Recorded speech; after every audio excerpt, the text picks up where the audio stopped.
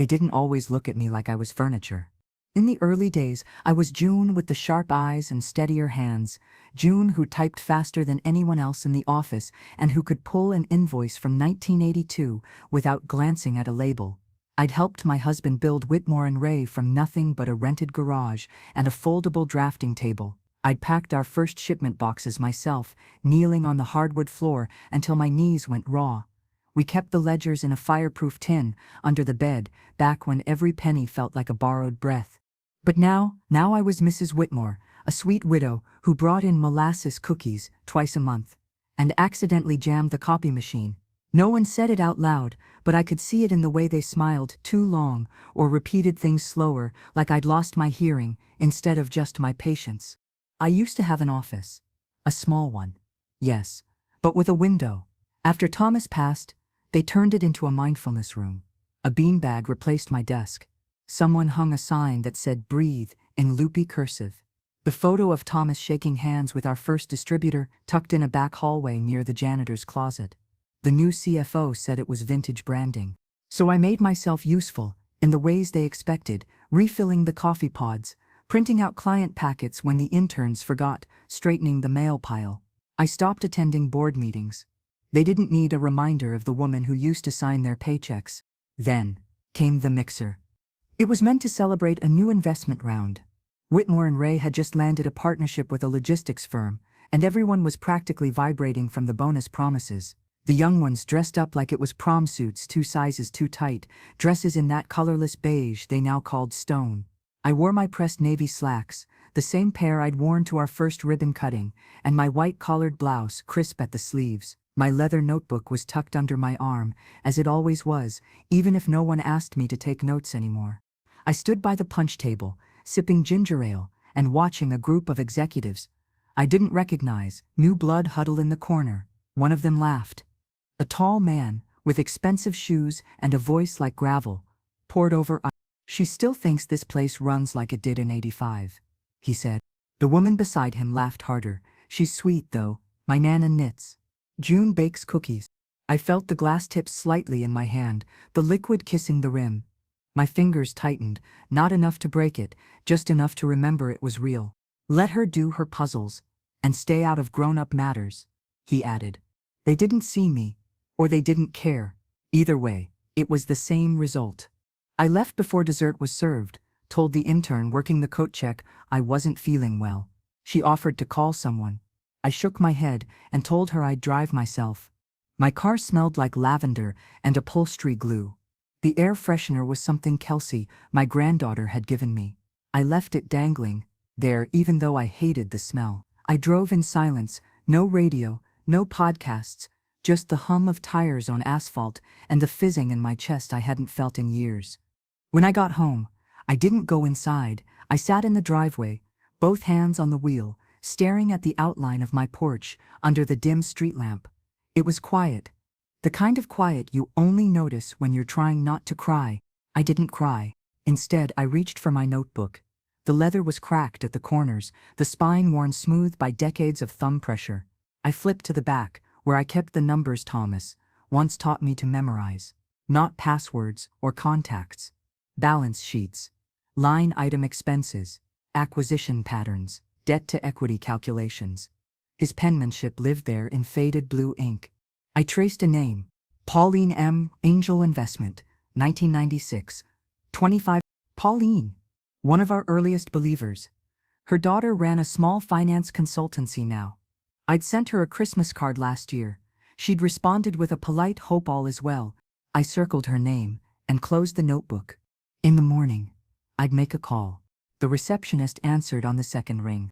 "Hello, Perot Strategic Partners, this is Monica speaking." It took me a moment to find my voice. "Good morning, dear. I'm looking to speak with Natalie Perot. Please let her know it's June Whitmore." There was a pause, followed by a smile I could hear through the phone. "One moment, Mrs. Whitmore." 3 clicks. A soft jazz loop. "Then June?" Natalie's voice cracked through with curiosity, not warmth. "This is a surprise." "Not as surprising as what I'm about to say." A beat of silence, and then the practiced tone of a woman who hadn't forgotten which side of the chessboard I once played. "I'm listening." We met for lunch the next afternoon. I chose the place, not one of the sleek downtown cafes that served food in glass jars and called it elevated. I picked the Stratford, old carpet, white linen, and a waiter named Glenn, who still called me Ms. Whitmore, with a wink. Natalie walked in wearing black heels and a blazer she didn't need in this heat. She was taller than I remembered, but then again, so was everyone when you'd been looked down on long enough. She sat across from me, set her phone face down on the table, and said, "All right, June. What's this about?" I opened my notebook and slid a page across the table. It was a photocopy of the Whitmore and Ray shareholder distribution chart. Nothing proprietary, just outdated enough to be ignored by most, and just recent enough to reveal where the cracks had begun. "I want to buy back in," I said. Natalie raised an eyebrow. "You are retired." "No," I corrected. "I was retired, past 10. She took a slow sip of her iced tea and stared at me over the rim. "You really want to wade back into the trenches?" I folded my hands over my notebook. "They're going to tear it apart. I want to stop them."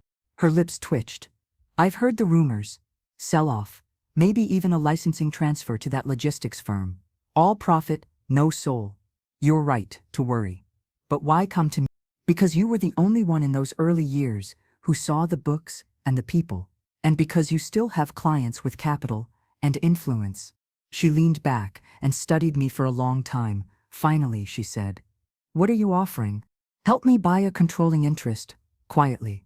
I'll start the trust. You point me to the right silent partners." Natalie gave a low whistle. "You're not playing checkers." I never was. The next 6 weeks were a lesson in patience. I moved like shadow, never fast enough to trigger suspicion, never slow enough to lose momentum. I reconnected with past employees, old vendors, and one man who used to run payroll out of his garage. Every one of them had a story. Most of them ended with "before the new execs came in." I wasn't angry anymore. I was methodical. Every time I bought a share through the trust, I wrote it down in my notebook. The leather was soft from my fingertips, the spine now splitting. But I wasn't doing this alone. Natalie introduced me to Reggie, a former hedge analyst who now specialized in what he called ethical repositioning. He translated my instincts into strategy. "You've got old money tied to this company, like barnacles," he said during our third meeting. "All we have to do is remind them where the ship's going." I raised an eyebrow. "And who's still steering it?" Reggie smiled. "Exactly. The turning point came at a holiday charity event hosted by the company. They invited me, of course.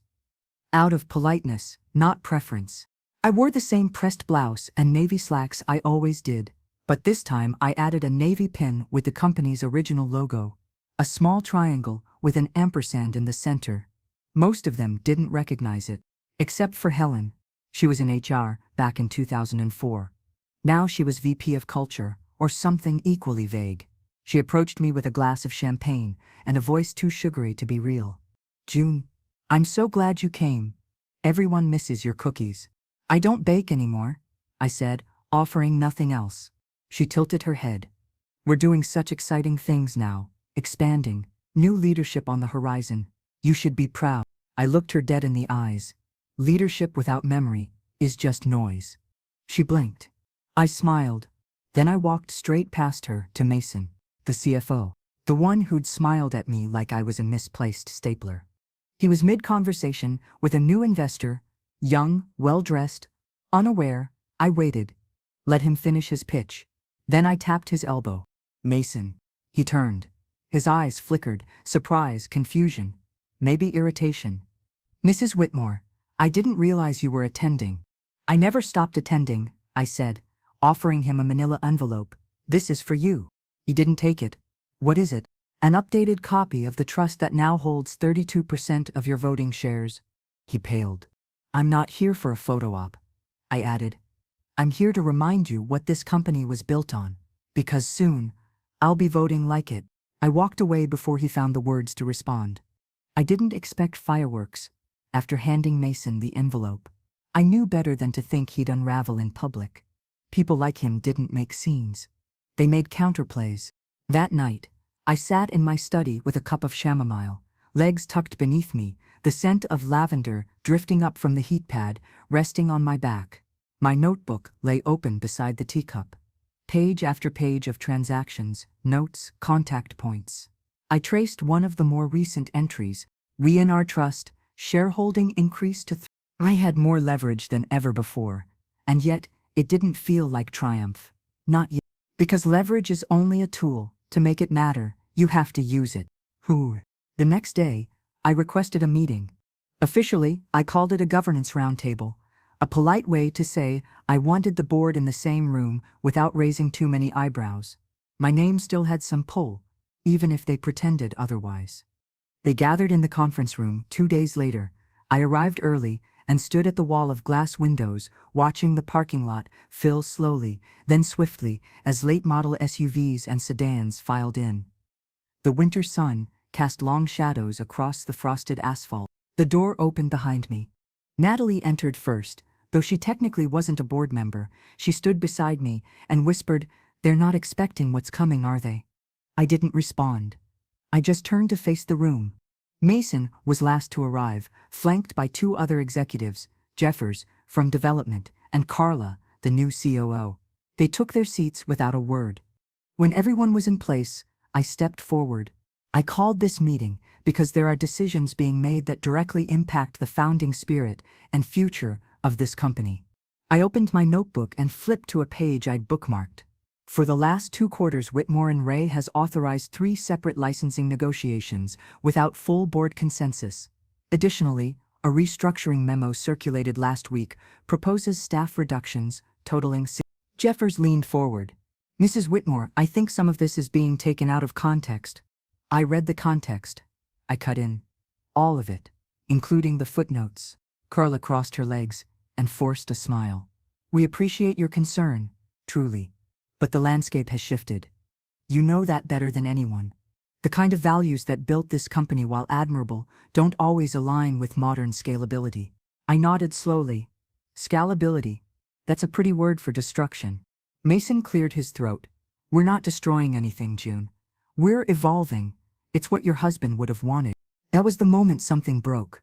Not loudly, not obviously. Just a quiet click somewhere deep inside me. "You don't get to speak for him," I said. "Not when you've spent the last year trying to turn his life's work into a numbers game." I stepped closer to the table. "Thomas didn't build this place for expansion. He built it for people, for trust, for longevity. You want quarterly gains, he wanted a legacy." Natalie laid a folder in front of each board member. Inside was a summary of my trust's holdings, voting rights, and the legal documentation I'd filed the previous week. Enough to make them sit straighter. Mason rifled through the folder, his lips tightening with every page. "You're staging a takeover. I'm protecting my home." So, after the meeting, I sat in the quiet of my car and exhaled so deeply I startled myself. I'd spoken louder and firmer than I had in years. My voice hadn't trembled once. Still, I knew what came next. Mason wouldn't go quietly. The board wouldn't vote without a fight. And I couldn't win this with old speeches and sharp stares. I'd need to remind the people, our staff, who still cared. The following week, I visited the shipping department. It was a far cry from what it used to be. Once it had been all hand-taped boxes and clipboards. Now it was sleek conveyor belts and auto-labelers. But the people were the same, or at least they wanted to be. "Mrs. Whitmore?" a young man asked as I stepped into the warehouse, notebook in hand. "Just June," I said. "Do you know if Mark's around?" "Mark retired last summer. His daughter works here now. 3rd row." I nodded and headed down the line, weaving through the hum of machines and the clatter of sealed boxes. At the far end, I found her, a woman in her 20s, hair tucked beneath a beanie, scanning packages with steady hands. "Excuse me," I said gently. She turned, cautious at first. "Yes? I'm June Whitmore. I used to know your father." Her face softened. Wow, he talked about you all the time." I smiled. He once dropped a shipment of labels in the break room and laughed so hard he couldn't breathe. She laughed too. "That sounds like him." I placed a hand on her elbow. "I'm trying to stop them from cutting what matters. People like your dad. And now, people like you. If I get the chance to vote on a new leadership structure, would you support me?" Her eyes didn't waver. "If it means keeping what made this place special, absolutely." He didn't move. That night, I walked through the production floor, as the lights dimmed. I thought of Thomas, of the nights he stayed late sanding prototype parts by hand, of the workers who brought their kids to picnics in the parking lot, of the first time he showed me a balance sheet and said every number here represents a name. And now those names were papered to Mason. Overhead, reductions, optimization. I wouldn't let them become erasures. Not while I still had breath and memory. By the end of the week, Mason had called an emergency executive session. The invitation came wrapped in civility. In the spirit of clarity, we'd like to realign on governance priorities. I knew what it really meant. He was circling the wagons. I wore the same outfit I always did, navy slacks, crisp blouse, but this time, I brought something different. A list of names. Not just allies, employees, real ones. I had spent 3 days speaking to floor supervisors, janitors, desk workers, programmers. Some I had hired 20 years ago. Others were barely old enough to remember a world without smartphones. I listened to them all. Their stories weren't dramatic, but they were threaded with a quiet kind of desperation. Health benefits slashed, promotion paths muddied, birthday cakes in the break room replaced by anonymous Slack emojis. They felt invisible, forgotten, disposable, much like I had felt not long ago. So when I entered that boardroom, I didn't come in angry. I came prepared. What? The room was glass and steel, sharp lines and sharper angles, 10 chairs around a glossy table, a giant monitor on the wall, already glowing with the company's updated logo.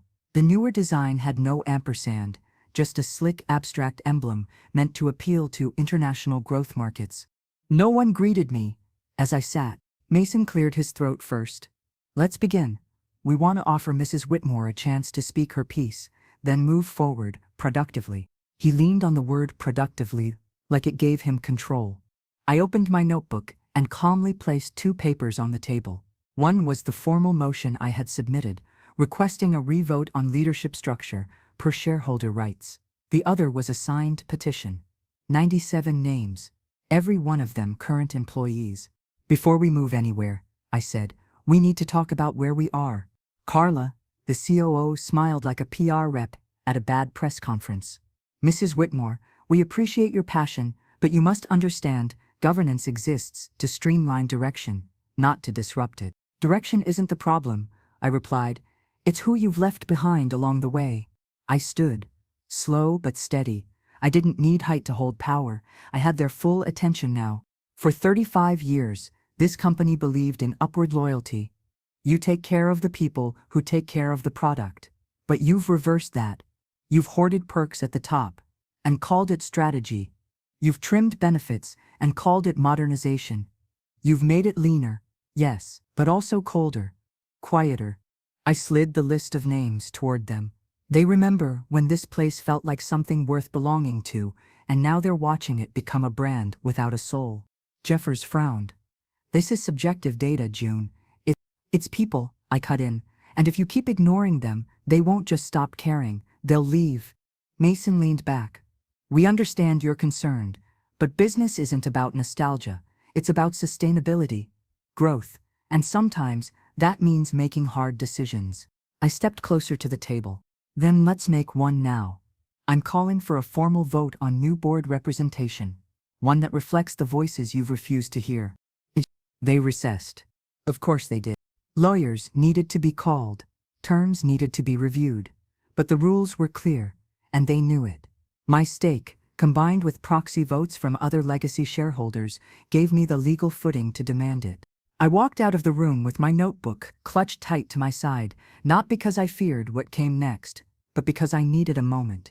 Just a breath, a stillness before the real turning point. I found it in the courtyard. No one followed me. I sat on a stone bench near the old fountain, the one Thomas had personally fought to keep during the first renovation in 2007. They'd wanted to replace it with a glass sculpture. Abstract, they'd said.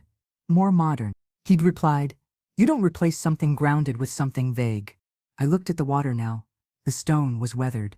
One side had a faint chip, but it still ran, still flowed. I smiled. That was the company I remembered. Sanrat. Later that afternoon, Mason sent an email to the entire board. After consultation, we will proceed with the vote. Meeting set for Monday, 9:00 a.m. Full attendance required. 3 days away. 3 days to prepare for the vote that would decide whether I remained a relic or rewrote the ending. Natalie texted that night. Need anything? I replied, just the truth. And a good printer. I stayed up until midnight, drafting my final brief, an internal memorandum outlining not just the restructuring I proposed, but the philosophy beneath it. I called it the blueprint for belonging. It was bold, it was clear, it wasn't perfect, but it was mine. And it was time. The weekend before the vote passed like the slow unwinding of an old clock. I didn't rest, I reorganized. There were reports to review, years of employee satisfaction surveys that had been quietly buried. I had Natalie scan them all. She sent them in neat labeled files with comments like, "This is damning," and "See line 4. I took notes. I highlighted quotes. I began building my case, not as an executive, but as a witness. Because this wasn't just a vote for power. It was a reckoning. On Sunday night, I pulled a banker's box out of the closet where I kept what little remained of Thomas's things. A silk tie still knotted loosely from his last conference. A bundle of index cards, bound with a rubber band. A bronze coin with the company motto engraved around the edge. Hold fast. Build right. I remembered when we chose those words together, back when the company was just an idea, and our house still smelled like lacquer and burnt coffee. I held the coin in my palm.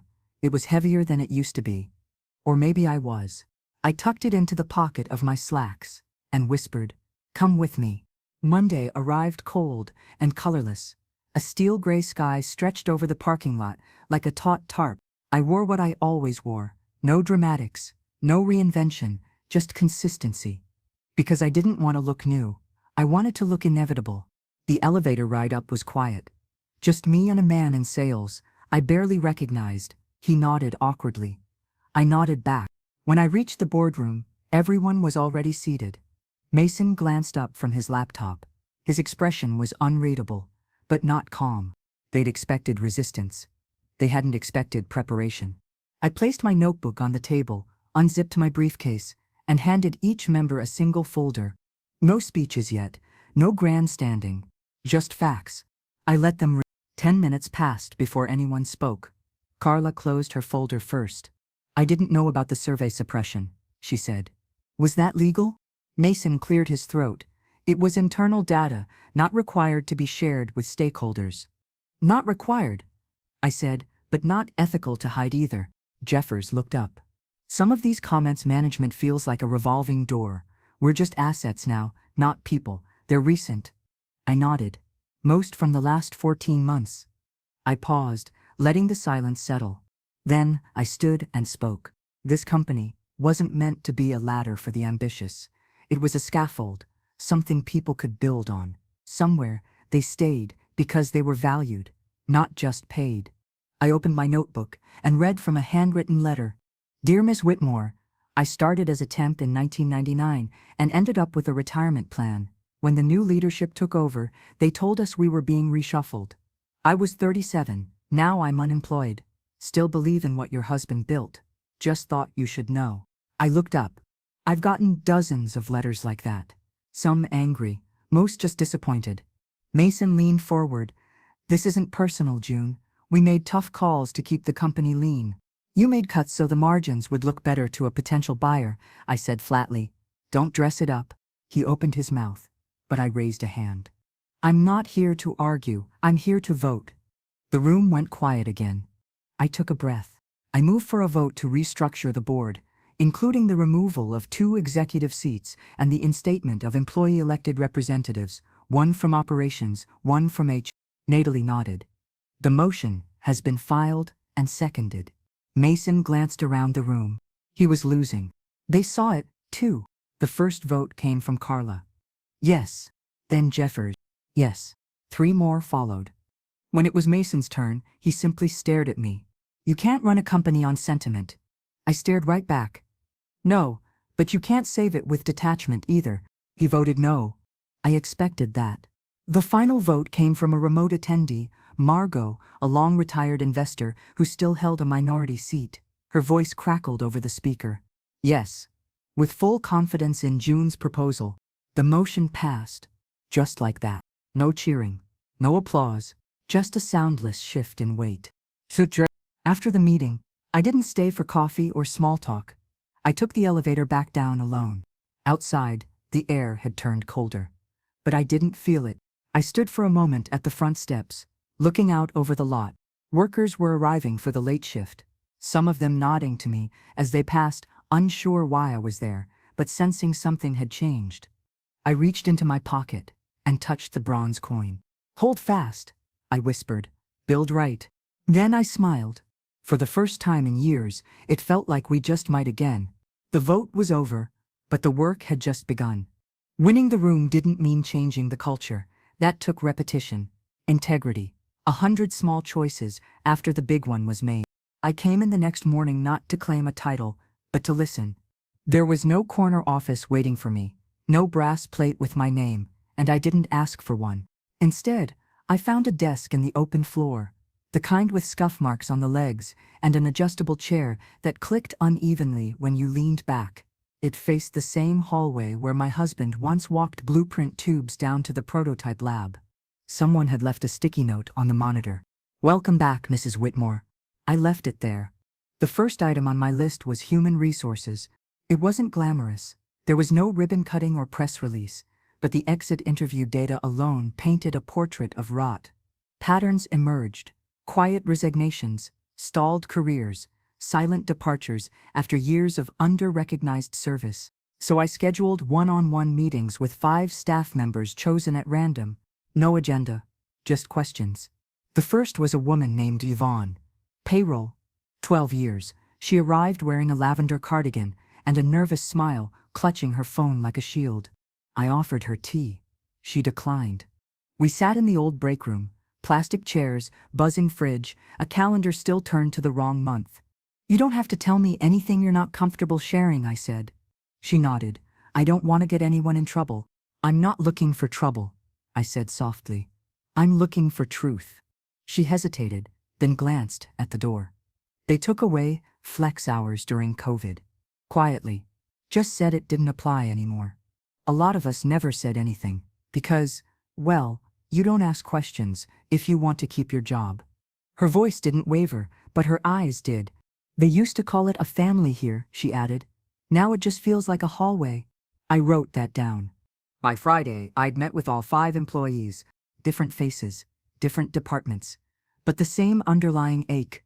People had learned to expect less, and not just materially, but emotionally. They stopped asking for better because they'd stopped believing anyone was listening. I wasn't angry, I was resolute. That night, I stayed late, long after most of the offices had gone dark. I walked through the building slowly. The hum of vending machines, the occasional creak of a settling floorboard. It was the same building it had always been, and yet it felt utterly foreign, overgrown with processes, jargon, sleek decor. I passed the former break room and noticed a corkboard still cluttered with outdated flyers, a lost key notice from last year, and a child's crayon drawing with the corner curled inward. A dinosaur with a tie and glasses. It made me smile. I took out my phone and snapped a picture, proof that someone, at some point, still saw this place as more than transactions. The following Monday, I introduced a simple policy change. No sweeping declarations, no dramatic rewrites of the employee handbook, just one email. Subject: new pilot program. Listen and lunch. Starting this week, we're reserving one table in the cafeteria every Tuesday and Thursday for informal conversations with leadership. No notes, no recordings, just ears. First come, first served. Bring your voice and your sandwich. No one replied to the message. But that Thursday, 3 people showed up. One young man from IT, one woman from the call center, and an older technician who'd been there longer than anyone else in the room, including me. They didn't start with questions. They started with stories. The technician, Vince, recounted how he once fixed a packaging line at 3 a.m. using nothing but zip ties and a borrowed wrench.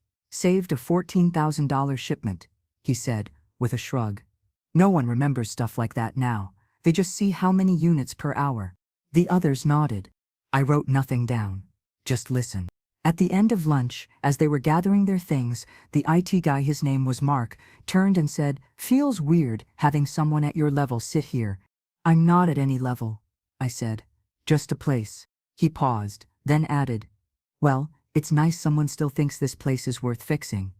That evening, I opened my notebook and wrote, "Legacy isn't what we leave behind, it's what we carry forward if we're willing to." Then I turned the page and made a list of names. People I'd met, conversations I'd had, each one small but honest. This wasn't about salvaging prestige. It was about stitching the fabric back together, one thread at a time. I folded the page closed and turned off the light. Tomorrow, I'd do it again. And the next day. After that, 2 weeks after the board vote, the building began to breathe again. Not loudly, not with grand speeches or parades, but in small, nearly imperceptible shifts. Smiles held a second longer. Break room laughter returned, like birds tentatively singing after a storm. Even the elevator conversations changed, from stale small talk to cautious hope. I didn't force it. I simply stayed present. Every day, I came in before the sun cleared the trees outside the parking lot, and every day, I left after the last printer clicked off down the hallway. No driver, no office assistant, just me and my leather notebook. It wasn't about making them see me anymore. It was about showing them I still saw them. On a Wednesday morning, a younger woman named Celia stopped me outside the mailroom. She looked nervous, eyes darting like she'd regret it halfway through. "Mrs. Whitmore? Could I ask you something kind of delicate?" I nodded. "Of course." She lowered her voice.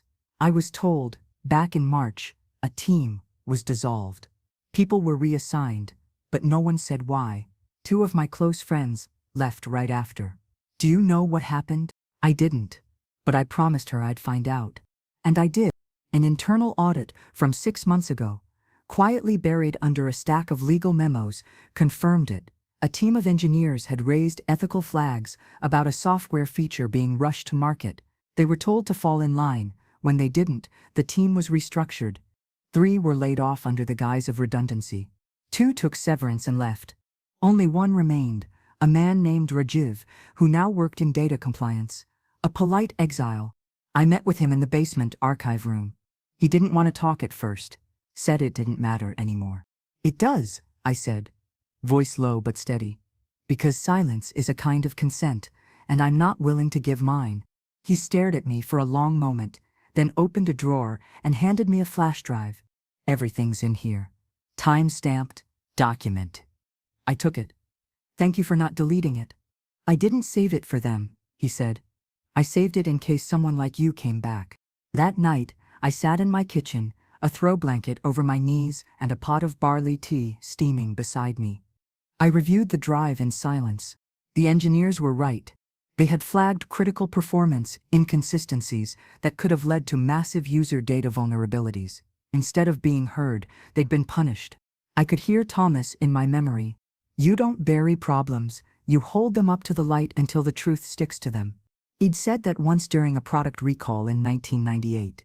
We lost a full quarter's revenue over it, but we kept every client the year after. Some of them wrote thank you letters. I remembered, because I still had one of those letters in a box, labeled, "Never forget why," so I didn't. The next morning, I walked into Mason's old office, which now served as a temporary oversight center, and summoned the legal team. 3 of them arrived, briefcases in hand. Expressions tight. I didn't sit behind the desk. I stood in front of it. I laid out the flash drive and asked only one question. How do we acknowledge this without losing the trust we're finally beginning to rebuild? To their credit, they didn't deflect. They asked for 3 days to review the full scope. Not to minimize it, one said, but to present it transparently and constructively. I agreed. "This isn't about blame," I added. "It's about repair." That Friday, we issued an internal memo. Short, direct, honest. In light of a recently reviewed audit, leadership acknowledges the previous mishandling of ethical reporting by a now dissolved engineering unit. We apologize to those affected.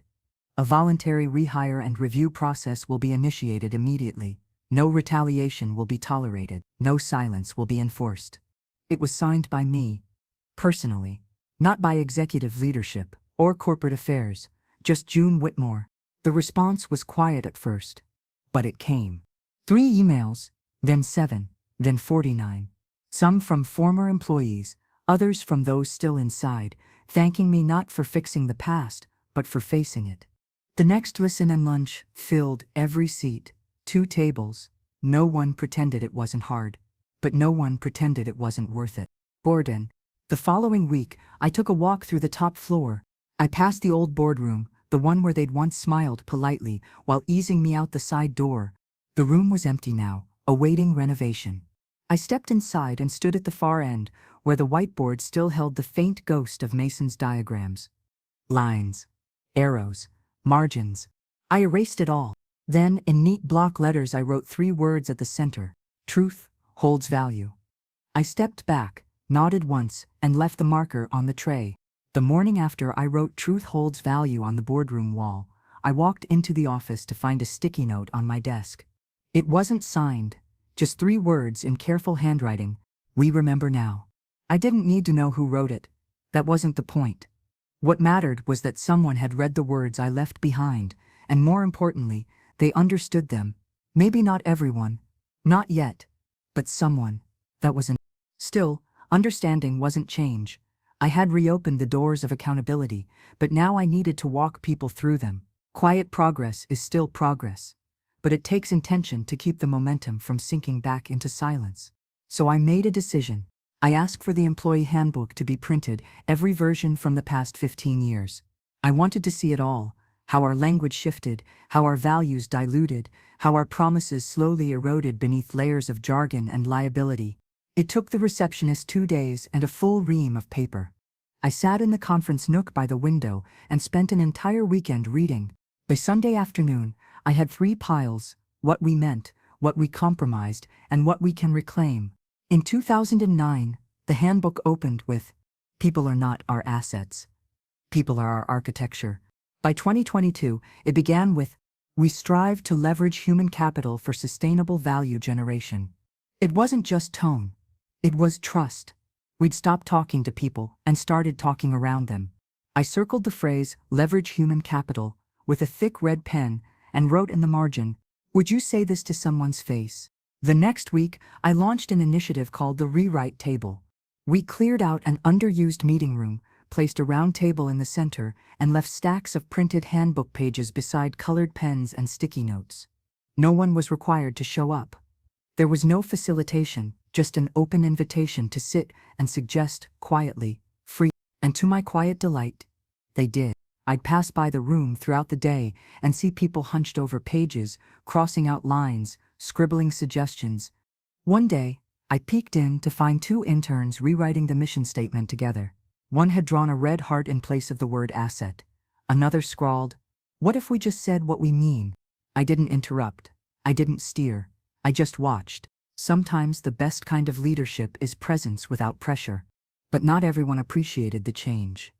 At the next executive huddle, one of the remaining old guard directors, Peter Caldwell, cleared his throat after reviewing the Rewrite Table summary I'd compiled. "This is commendable," he said, voice laced with restraint. "But with respect, June, this feels like branding fluff. Our problem isn't messaging, it's performance."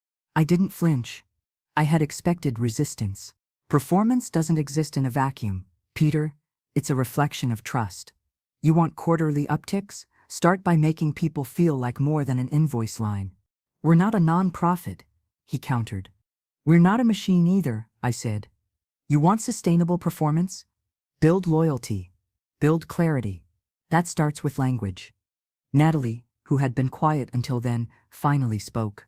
"Peter, the departments involved in the Rewrite Initiative have shown a 5% drop in absenteeism in 3 weeks. Peter looked stunned. I smiled, just slightly. Turns out people show up when they're spoken to like humans. Later that evening, I walked through the rewrite room alone. Dozens of pages were now pinned to the wall, scribbled on, highlighted, sticky noted into a collage of rediscovered intention. I saw a line that caught my breath. "This isn't about going back, it's about going honest." I didn't write that, but I wish I had. I stood there a long time, soaking it in. I felt something I hadn't in years, not just pride or progress. I felt relief. Relief that maybe I hadn't come back too late. That maybe, just maybe, we still had time to become what we were always supposed to be. Before I left for the night, I added my own sticky note to the wall, beneath the rewritten mission draft. It read, "Leadership is the art of remembering out loud." Then I turned off the lights, my notebook under my arm, and walked back into the dim hallway, quiet, content, and more certain than ever of what mattered. You can measure a company's health in data, sure, cash flow, churn rate, client renewals, but the soul of it, that's harder to track. That lives in the things no spreadsheet can record: hallway conversations, the way people greet each other, the tone of silence in a Monday meeting. It had been over a month since the board shift. Enough time for changes to take root. Not enough time for people to believe they'd last. I knew that trust, real trust, required one more thing: accountability from the top down. So I walked back into the one place I'd avoided since I returned. The public quarterly town hall. It used to be ceremonial, a scripted parade of numbers and vague optimism. Mason had turned it into a slideshow circus. I planned to do the opposite. "Keep it short," Natalie advised gently before I walked on stage. "But make it count." I nodded and stepped behind the podium in the company auditorium. It was a full house, staff packed into rows, spillover watching from monitors in the break room. I hadn't stood in front of them like this in years. The lights were hot, the room too quiet. I cleared my throat, rested one hand on my open notebook, and began. "Most of you don't know me, or you know me as the woman who used to bring in molasses cookies and refill the printer when no one else wanted to." A few soft chuckles. That was good. Not too polished, not too nostalgic. What you might not know is that when this company started, we had 6 people, 2 desks, and 1 heater that didn't work past 3 p.m. We didn't have investors. We didn't even have a full product. But we had something stronger. We believed we were building something worth belonging to. I let that sit, and somewhere along the way we got distracted. We got louder, faster, glossier, and in that noise, we lost something. The room held its breath. I came back not because I missed the view or the meetings. I came back because I believe the foundation is still here, under the marketing slogans and meeting invites and budget plans. I stepped away from the podium and moved closer to the edge of the stage. If I could ask one thing of you, it would be this: keep me honest.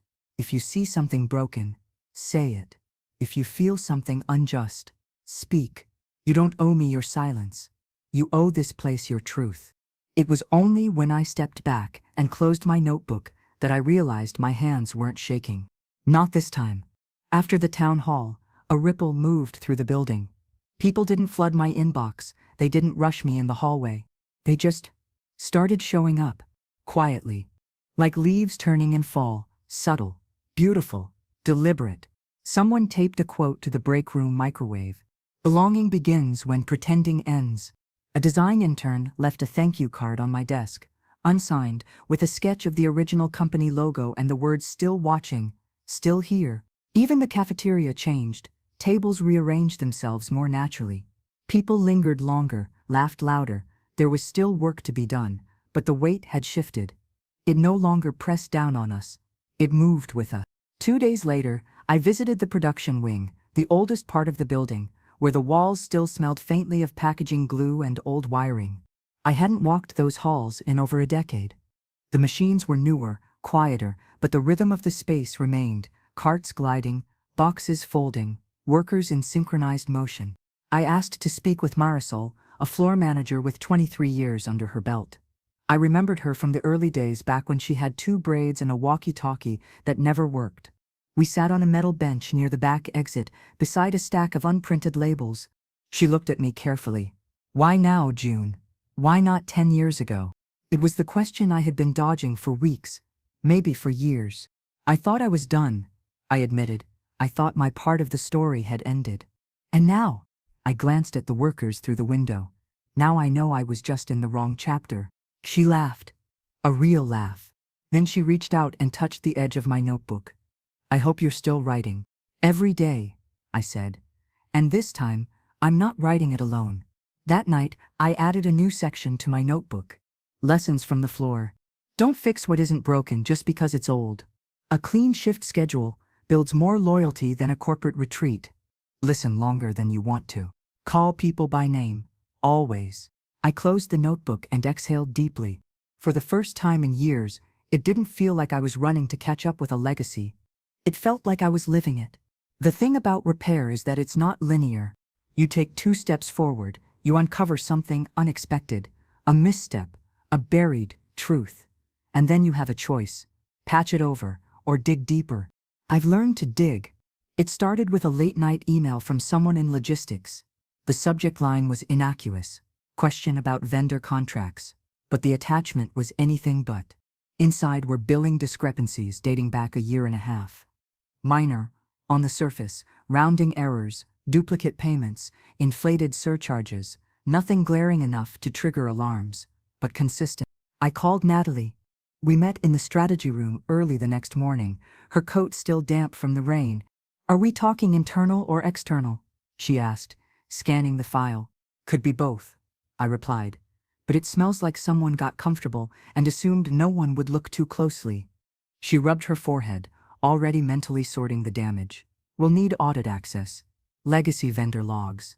Some of these accounts are old. June. Pre-May. I nodded slowly.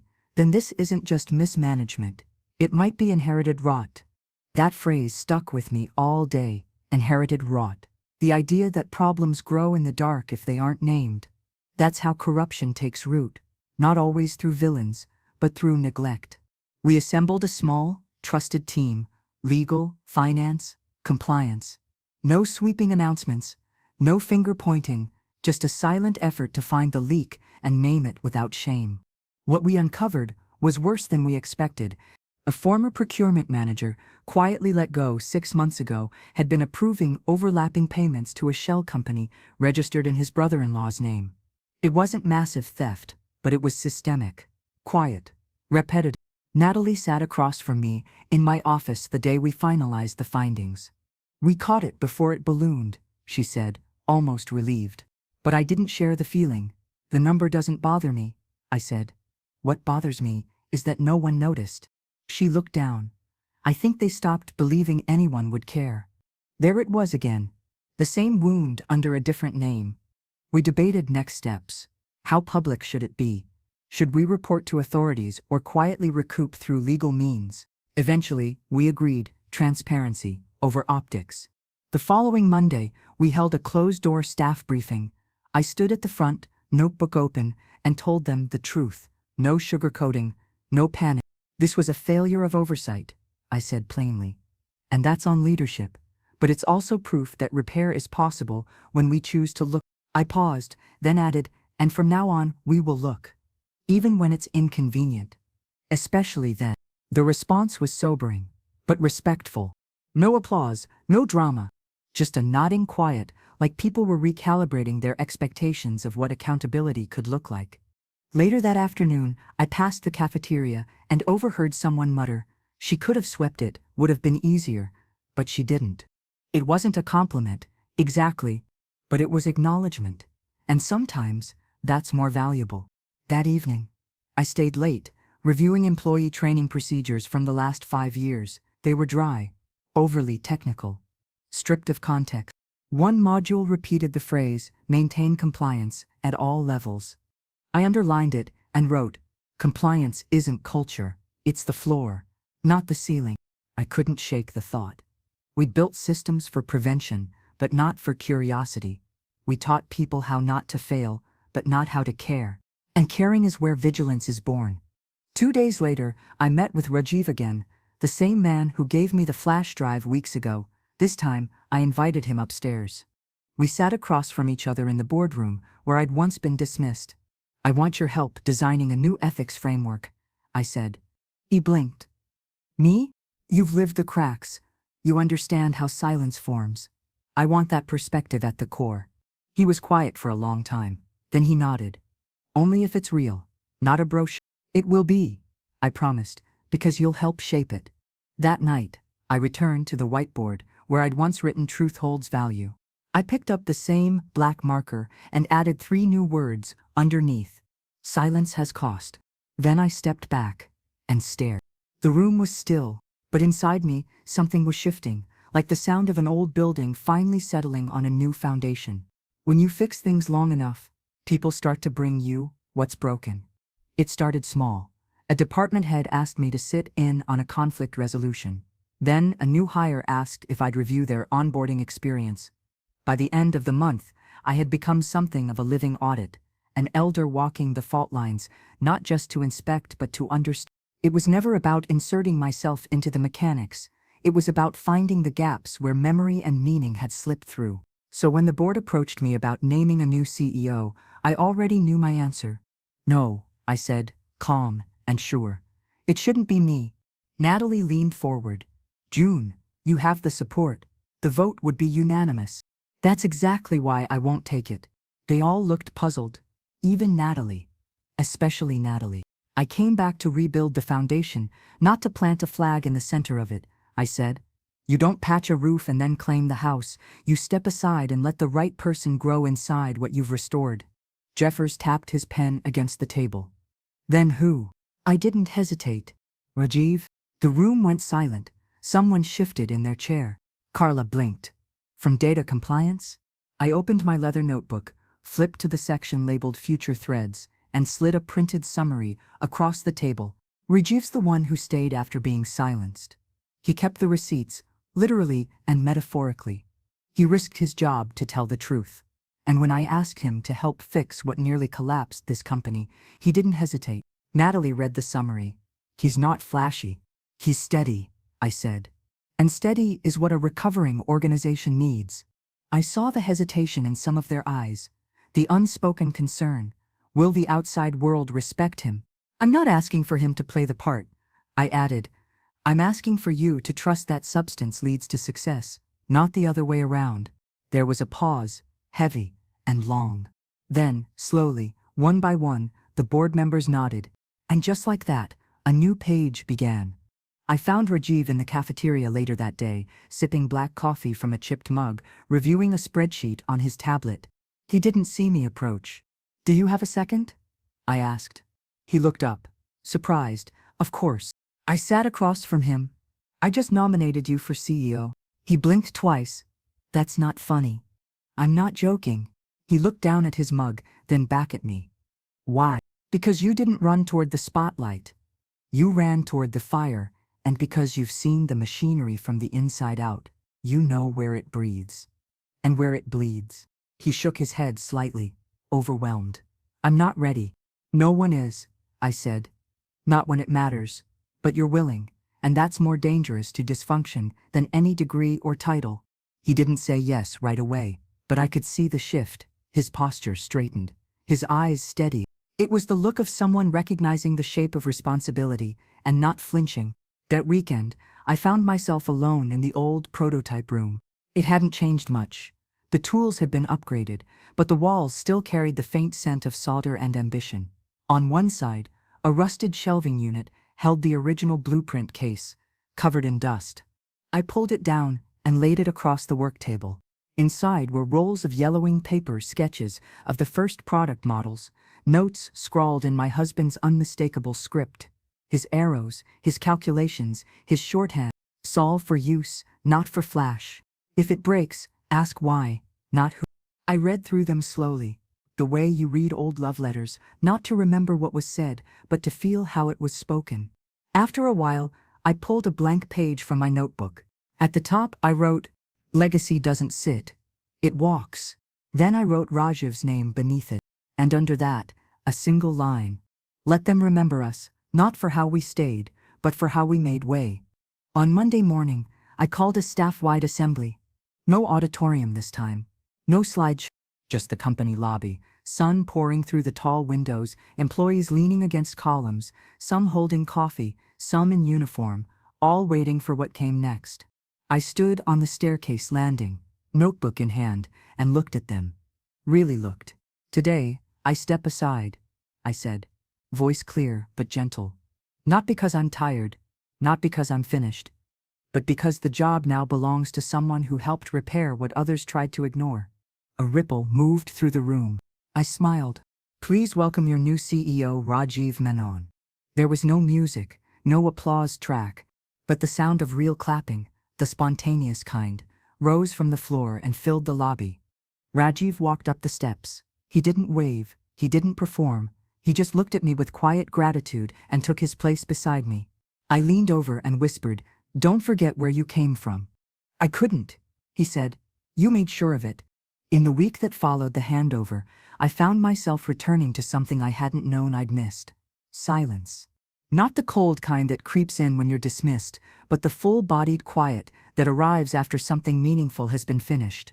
I no longer had a schedule mapped by department check-ins or surprise audits. I didn't carry a stack of signatures to chase, or a clipboard filled with questions no one wanted to answer. I just had mornings again, tea at my own pace, a walk without a destination, the chance to reread my husband's notes, not to prepare for anything, but just to feel close to his handwriting.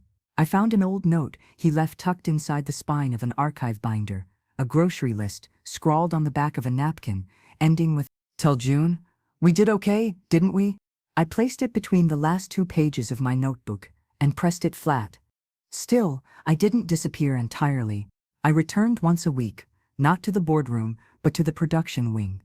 I'd sit near the break table with a thermos of hot lemon water and greet people by name as they passed. They'd ask questions sometimes, share updates, complain, laugh. One of them, a new hire named Clara, handed me a sketch she made of the rewrite room. On the wall in the drawing were the words I'd left behind. "Leadership is the art of remembering out loud." I pinned it to the bulletin board behind my kitchen table the next day. One Thursday, Rajiv called. He was calm, as always, but his voice carried something else. Something I recognized from years of carrying too much, too quietly. "I don't need help," he said, "but I could use perspective." I told him to meet me at the community garden near the West Transit lot. It was the first place Thomas and I used to walk when the company was still a sketch on a napkin. By the time Rajiv arrived, I was already tending to the herbs. The mint was thriving. The rosemary needed trimming. I handed him a pair of shears, without preamble. "Too many big things happening at once?" I asked. He nodded. "And too many eyes waiting for me to blink." We worked in silence for a while, clipping, bagging, pulling weeds. He eventually said, "There's pressure to grow again. Investors are circling. Some want expansion." I looked up. "Do you?" "I want to do right by what we built, but I don't want to wreck it by rushing." I stood, wiped my hands on a cloth. "Then don't." His brow furrowed. "It's not always that simple." "No," I said. "But it can be that principled." We packed up the herbs and walked the garden paths without talking further. Not because there was nothing to say, but because sometimes walking with someone who understands why you're carrying the weight is more comforting than advice about how to lift it. Later that evening, I opened my notebook and turned to the final blank page. I stared at it a long time, wondering what it should hold. I thought of the first page sketched formulas, vendor names, projected payroll, then the middle pages, where margins were filled with notes from hallway talks, factory benches, late-night fears.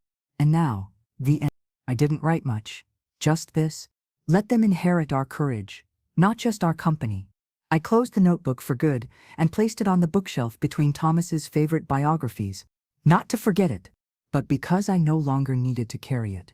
A week later, I received a small envelope in the mail. No return address, no signature inside, just a typed letter. "I stayed because of you. I spoke because you taught us silence has cost. I'm trying to be better at listening now. Thank you for not disappearing." I read it twice, then tucked it into the inside cover of the notebook, like a final chapter added after printing.